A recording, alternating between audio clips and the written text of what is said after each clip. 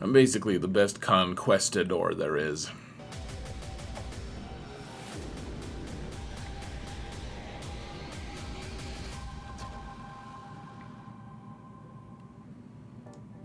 Hello everyone, and welcome to another episode of Xerath Prevails. Today we're going to talk about how to unlock Queen Amidala and basically every other conquest character without using a galactic legend or a new team. You might want to use some new characters that might help, but there's a pretty tried and true method to getting these characters, and the key is to ignore Red Crate. Let's talk about it right after I talk about how my patrons are awesome. Thank you guys so much for all your support. I truly appreciate every single one of you. You guys are awesome. And if you want to support this channel for free, all you gotta do is hit that thumbs up button, subscribe, comment, mount the algorithm, guys. It's also a conquistador.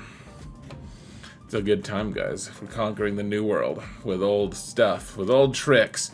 Let's talk about conquest. So first off, huge shout out to SigSig and the events server, Swaga events server. Always does the data mines. This is from the data mine. SigSig created this document, as far as I know, and it's been a reliable and helpful source of information before CG gets off their hindquarters and actually gets the information to us ourselves. So, really huge shout out to the event server, guys. Good people. Now, here's the trick, guys. Here's the key. You don't need to spend money. You don't need to get more than crate 5. So there's 7 crates. Red crate is 7. So if you minus 7 by 2, you get 5. There's some math for you. Sorry if Sarah's watching. Not my intent to math you, except we do need to math a little bit here. So we need 300. Oh, so we're gonna get 357 shards here over the course of 6 months, so it takes a little while to get these characters unlocked, but I did just unlock Dark Trooper Moff Gideon. I have Malicos. I'm halfway to getting Bane unlocked, doing this exact thing, and ironically, or I don't know if it's ironic, but it's kind of fun, my last video that I made of this showing my progress for Dark Trooper Moff Gideon was exactly 201 shards, so we're off right on track here, folks. So if you don't want to, I always say, guys, the best money you can spend in the game, spend $10 on the Conquest Pass. If you're not going to spend money, I totally get it. I'm not trying to pressure you. If you don't do that, then you have to use your Conquest currency that you earn while you're conquesting, instead of on, like, stuff, instead of on cool stuff. You have to use that currency to buy shards. That works, but the pass will get you a bunch of, if you're consistently getting the pass, it's going to get you a bunch of shards, and you have to replace them somehow, and that's going to be with the conquest currency. But this is very possible, guys, very realistic. I've done it twice now, and I'm halfway to doing it a third time, getting these characters unlocked on my little account. I was only at 7 million GP. The first time I did it, though, I was in the 4 million range, and it's very possible, guys. Crate 5 is so attainable. You can skip so many feats, and this time we don't even have to. This conquest is gonna be pretty easy to beat, honestly. So if you look at this, you need to get this crate 5, you need to get 450 key cards to do that. So you can get 330 key cards from 3 starring all the nodes. And so now all we need is 120 from the feats, which is pretty easy. And that includes like the boss nodes and stuff, getting those. And we're gonna have to probably end up skipping a few of the boss nodes, even if we technically have the right team to beat it. But we'll revisit this particular page in a little bit.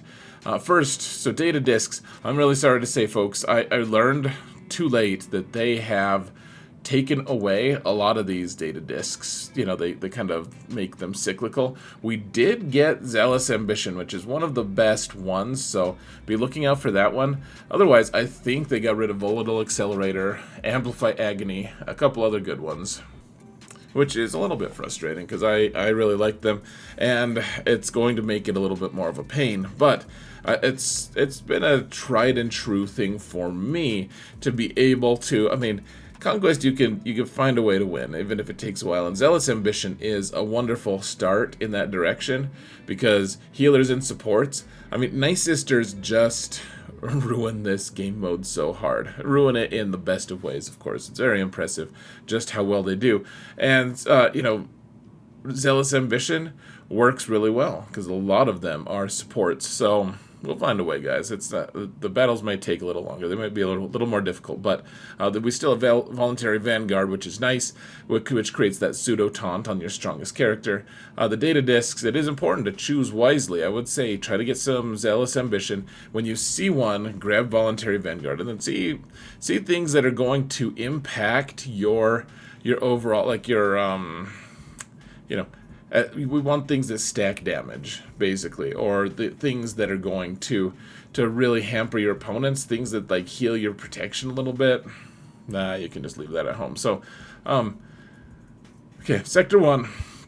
Let's break it down here, guys. So, the first one, we can get a lot of these. We could probably get the Armor Shred one. There's only 30 Armor Shreds that we need, but I'm skipping that because it's only worth 5, and we only need 120 total. And I think a lot of people get stuck on the Sector 1 feats, Sector 1 and 2. They're like, oh my gosh, I have to do all of these. These are so important. And sometimes, if you're going for Red Crate, I get that. Sometimes you do need to do it. The math of it shows you that you kind of have to, but that's not really the case for us here. We can kind of pick and choose, and the one for Armor Shred, and maybe it's going to be really easy if you have the right characters. I think if you have a small enough roster, your selection is going to be a little bit less awesome. You might be able to, like General Skywalker, Ki-Adi-Mundi, characters like that. If you don't have them, though, you know, Fennec can do some Armor Shred. You can get it. It's not that tough of one, but I'm choosing to skip it. If you don't have any resistance, Secret Intel is going to be almost impossible to get. But remember, all of these are only worth 5, and we have way in excess of the key cards that we need to be able to get Crate 5 here, honestly, and we're not even using any Galactic Legends for this. I mean, the account that I'm going to be doing this from will be getting, or will be using Galactic Legends to a small degree, but you don't need them, folks. It's not necessary. Now remember, there are global feats, which we'll talk about at the end, which are going to get us more key cards. And so there's this one here, get kills with Jedi. So if you do a full Galactic Republic team, which I guess could have Jedi, or it could have Galactic Legend Kenobi as the lead, if you happen to have him.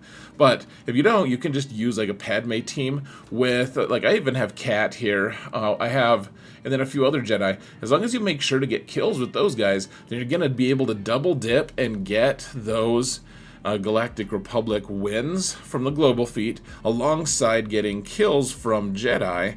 And it's kind of a nice synergy. Now, at one point, if you want to just, I don't know, take a bunch of hits for a little bit, you can put Clone Wars Chewie as lead. He doesn't have to survive necessarily, but what his lead does, and I don't know how much you have to upgrade his lead to get there, but I mean, probably worthwhile. I don't think you have to do any Omegas. But if you do Clone Wars Chewie lead, you can see I've kind of shown the ability here that you passively get defense up as people are attacking you. So you just kind of sit there and take damage, and eventually maybe you die, but like fight someone that has a really high volume of attacks that don't kill you right away. Something, I mean, it's Sector 1, so maybe like some troopers you might be able to survive that. The like Old Republic team might do something like that. So find a team that has high volume of attacks, and then even if you lose, you still get that feat. And as long as you only have to do it once, that's pretty awesome. Defense up, you need it 80 times. It's not too bad, folks. It's not too bad.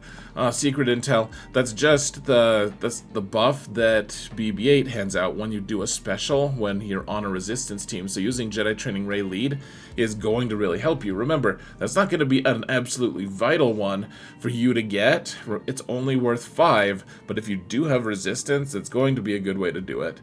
And you know, using Jedi Training Rey lead is nice because she reduces your cooldowns, and you get the intel thing whenever someone uses a special on the team. And so if she's reducing your cooldowns every time you use a special, then you can just kind of cycle through and get it fairly quickly. It's actually going to be faster with Jedi Training Rey lead than if you use Rey lead. Ironic.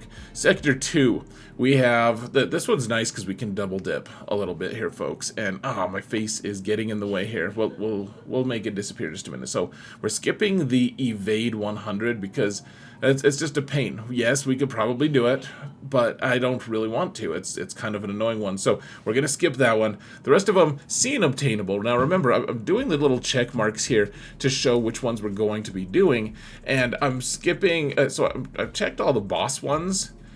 And I don't really know. Sometimes the boss is just like, oh, that's how we're supposed to do things? Maybe not. Maybe that's not possible. So just keep that in mind. It's not, we don't know how the bosses are. This is me talking about this stuff beforehand. But guys, I know that it looks like a total shambles, awful team with the Night Sisters here, but they dominate in Conquest. They really do. Even with only Relic 5 on Daka and the rest of them are Gear 12 or lower, it's such a strong team. And so getting Plague 400 times and getting wins with no attackers, there's not an attacker on the team, and so you can double dip there.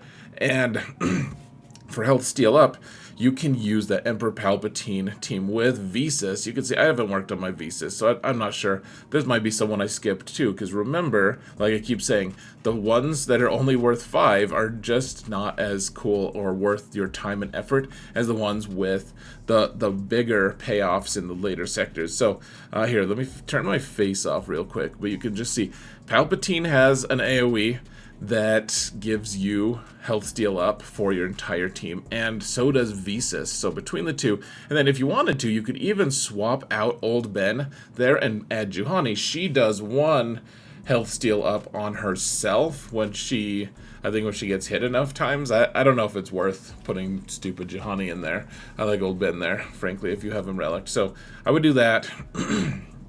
And we're on to Sector 3.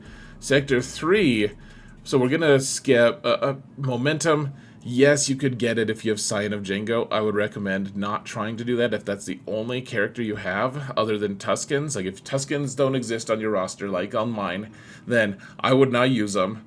I just wouldn't go for it. Yes, it's worth 10. It's worth a little bit more than the sectors 1 and 2, but that's something I would skip. My main account, you can see I took a screenshot with my main account. That's going to be fairly easy for me to get. If you have Tuskens, you can get it. Similarly, Purge 300 times, very easy if you have an Inquisition team. If you don't, then it's going to be very possibly impossible, and I would skip it as well. Now, Foresight 1 should be pretty easy with Jedi. It's, especially if you have Grandmaster Yoda, just hopping around, just getting hopping mad and spreading that Foresight on your team all the time. Adding Kenobi in there is kind of nice because he is handing out Foresight as well.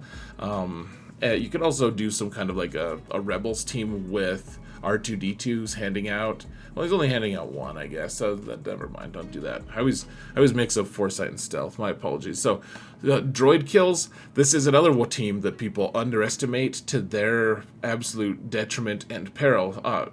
General Grievous is also an unsung hero of Conquest and getting droid kills. It's pretty nice here. You can use BB-8 instead of Droideka if you want. In fact, I kind of regret that I don't have BB-8 there to help with that, to show you guys that, because that's going to give you a lot of starting turn meter, in which case you're going to start going first a lot of times. Droideka is a little less helpful in that circumstance. So not too bad here, folks, actually. And then I didn't check the box for Scion of Django. Not a lot of people are going to have him. I have him unlocked, in fact, but he's... Well, I guess he could be unlocked. I have enough shards for him, but I just don't care enough to actually unlock him. I'm not going to spend my resources on that guy. So... yeah, Boss Nass, I think he's Galactic Republic, isn't he? I could be wrong. I was going to look that up. If he's just hanging out as a Galactic Republic character on a Padme team, he could survive pretty well if you put mods on him, some gear, etc. You're going to want to put gear on him anyways, as soon as you can because of the new raid. So, Sector 4. You can double dip here as well. Ability block with the Veer's AoE. is pretty nice. And then obviously trooper kills. You don't have to do it that way, but I think that's going to be the most effective way for a lot of people. And of course, the biggest question being, are you going to be able to go first and get actual real kills here? And I'm not totally sure. Like, those two might be ones that we just have to skip as well. We still have an easy number of, if we have to skip those 20 from the ability block and the trooper kills, it's not the biggest, it's not a huge deal, guys. It's not going to be a deal breaker, I don't think. Though, I mean, I think we might be able to, with like Vanguard Veteran, you might be able to just put a really tanky character on, instead of that range trooper there, you can just put a really tanky character and have them taunt and take the heat while your troopers kind of get ready and, you know, take their time to get their turn meter. Getting rebel wins, pretty easy here, folks. CLS and ADRAD. I'd lean toward using ADRAD more here because you're going to want to use CLS in Sector 5 quite a bit. And then Stealth. Stealth is one that I didn't check because that's another one that's really tough. It's easy to get if you have a huge, amazing endgame roster. If you don't have that, it's tougher to get Stealth. You could do a team with like R2-D2. He's handing out like 4 stealth every few turns that it takes a while.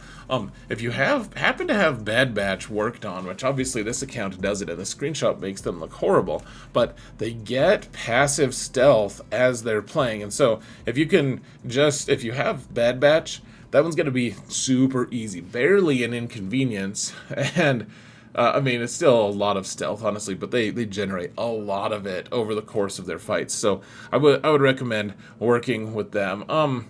Sector 5, this is so crazy, guys. You can actually get 3 of the feats here. So, like 45 key cards with just CLS. You have blind, AoE blind from Chewpio. So I would give him a lot of extra speed if I would remod him to give him a lot of speed. So he goes before Chewbacca, goes before Han goes again. And you want him to be doing that blind early and often. Evasion down, you're getting that passively from Chewpio assisting. Every time he does a basic, he tries to do evasion down. And then no tanks. This team doesn't have any tanks. So you want that CLS can get you 45 key cards here on his own. It's honestly, it's bonkers. It's crazy. Of course, we're going to skip the one with Bane and Bo-Katan Mandalore because I haven't unlocked those yet. Though we can do the other ones in theory, at least. We can win one without using a Galactic Legend. That's cool. I mean, it's always, like I said, the feats are always the ones that are kind of less possible. Or, you know, some of them are just like, well, gosh, that's going to be a huge headache because that boss is so crazy, so we're going to skip it. The global feats, guys, we haven't had global feats this easy for a while, so getting kills on the challenge path, really just, you should stay on the challenge path as much as possible, at least early on, just to make sure you get this passively. Otherwise, doing the 800 or 600 stacks of B1 battle droids, this is all going to be on a specific boss node, and I don't really know. It seems like that's going to be a pretty possible, obtainable thing. You don't have to use a specific squad, and my guess is it's going to be like kind of a predecessor or prelude to the new raid that's going to be coming out in Naboo, where they're going to just have waves and waves of them. I don't really know exactly how it's going to look. We just don't know yet, but I'm interested to see. Killing 600 of them seems like that's going to be possible for most rosters. Maybe it's not, though, so just keep your eyes open for that one. But otherwise, getting a bunch of wins with Galactic Republic, I mean, that's one of the most common and powerful factions, guys. That's going to be fairly easy to get, in my opinion. And then the other thing is, so Kelleran Beck, I recommend right now, guys, that you start doing refreshes to get Kelleran Beck to as high a star as fast as you can, because his Datacron is crazy. His Omicron, if for Territory Wars, is also really strong. But the idea here, folks, is you have those 2 characters, and yes, I'm going to have to put gear on them. You don't want them to die just casually, but because it's a global feat, you can do this on some of the really easy nodes, and as long as you get wins with, you have to do it 20 times, but as long as you get wins, like, you can just have, like, a Galactic Republic character shelter them, or you could use Rey. Rey is nice because she protects them a little bit more than Supreme Leader Kylo, but the idea being you want those characters to be protected by something really big and strong, and then just do a couple of those every day until you get the feat. It's not too bad, guys. It's fairly easy, in fact, and having these easy global feats is really exciting. For this strategy, for only getting crate 5, it's not bad at all, folks. This is going to make it so much easier. 60 key cards, and then we just skip the one with light side Mandos, because that's tough, because you're using IG-12 in other fights. Skip that one. Skip getting kills with Stap, because he's gonna be a good character, but we don't have him farmed, we don't have him geared, we don't have to work on him, so we're gonna do that. So our total here, guys, if we just go off of all of the totals that I've gone through from feat 1, sector 1, 2, 3, 4, 5, and the global feat, it adds up. We only needed 120 key cards to begin with, and we're gonna get well in excess of 100 over that. We're going to get 232 just from the ones that I've said. Yes, there are a few that are going to have to fall by the wayside, but we have wiggle room of 112 that we can just drop, that we can choose not to do. Like, we could probably get crate 6 fairly easily without even touching a Galactic Legend. I'm not going to do that personally, but I think you could. So anyways, that's it for me, folks. I hope that this helps you. I hope that this gets you to where you're going, and that it gets you crate 5 at least, and you can get Amidala eventually. She's going to be good. You're going to want her. Sometimes it just takes a while. So, guys, thank you all so much for watching, and remember that in all things, Xaereth prevails.